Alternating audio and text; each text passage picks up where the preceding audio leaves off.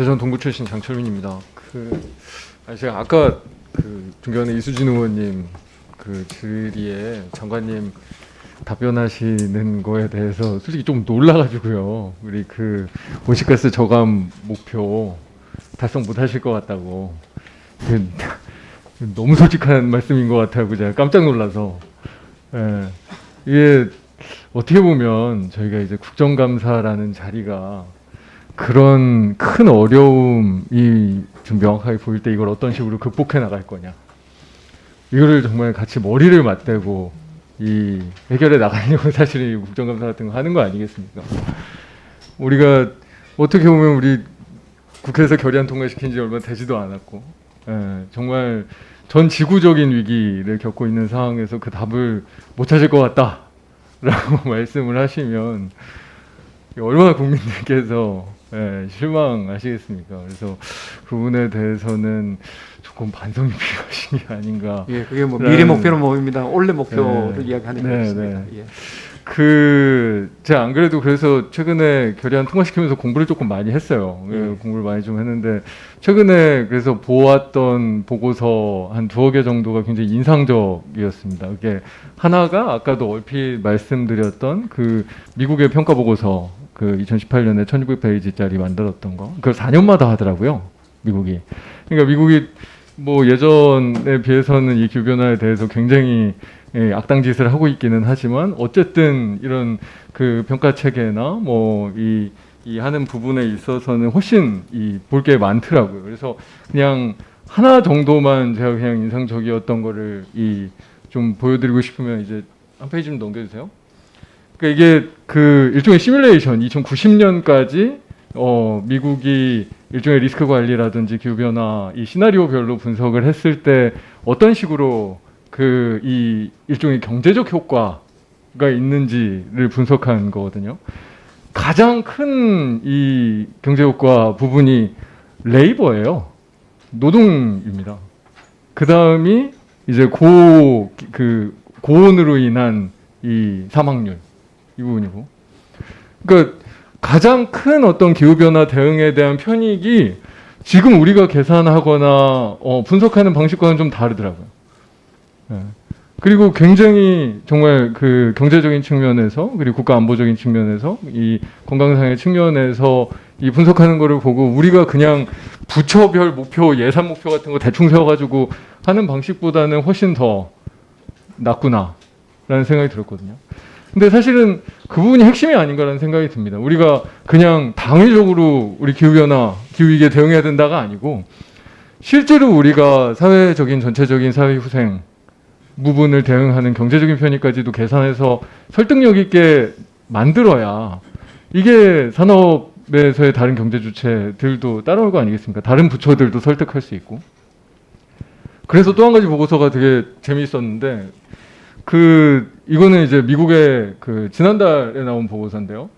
미국의 이제 상품 선물위원회 있지 않습니까? 네. 상품 선물위원회에서 이 자본시장 관련 리스크에 대해서 분석을 한 거예요. 그러니까 이 기후변화가 어느 정도의 자본시장 충격을 줄고 그런 어떤 메커니즘, 한 페이지 더 넘겨주세요. 그러니까 저게 자본시장 충격으로 가는 메커니즘에 대한 설명이거든요. 그래서 실제로 기후위기가 자본시장에 악영향을 어떤 식으로 줄 수 있고 그게 결국은 캐스케이딩 이펙트를 만들어내서 실제로 굉장히 큰 자본시장에 충격을 주면 경제 자체가 엄청난 부담을 줄 수 있기 때문에 우리가 미국이 뭐 전 세계가 이 경제적인 차원에서도 대비를 해야 된다. 라는 이야기였어요. 그래서 거기에서 이 키 리커멘데이션을 몇 가지 이렇게 쭉 하고 있는 내용들이 있는데 제가 보기에는 우리에게도 굉장히 많은 인사이트를 주더라고요. 우리가 그냥 당위적으로 그냥 해야 되니까 나눠가지고 목표 달성해 이게 아니고, 정말로 분야별로 뭐 예를 들면 뭐 아까 이제 목표 달성 얘기도 했지만 목표 달성을 조금 일찍 달성하는 게 어떤 종류의 경제적인 효과가 있는지에 대한 이야기들도 있어요. 그러니까 실제로 목표 달성을 더 빨리 할 때 경제적으로 훨씬 더 큰 편익을 준다. 그리고 리스크의 안정성 부분도 훨씬 더 낫다. 그러니까 저는 이런 종류의 설득력을 우리가 갖춰 나가야만 이게 뭐 다른 부처들도 리딩을 할 수 있고 우리가 실제로 목표도 달성할 수 있는 게 아니겠습니까? 예, 예. 예, 그냥 저희가 그냥 부처로 나눠가지고 목표를 조합하는 차원이 아니라 그좀 다양한 방식의 이 노력들을 하면서 우리가 이 어려움들을 극복해야지.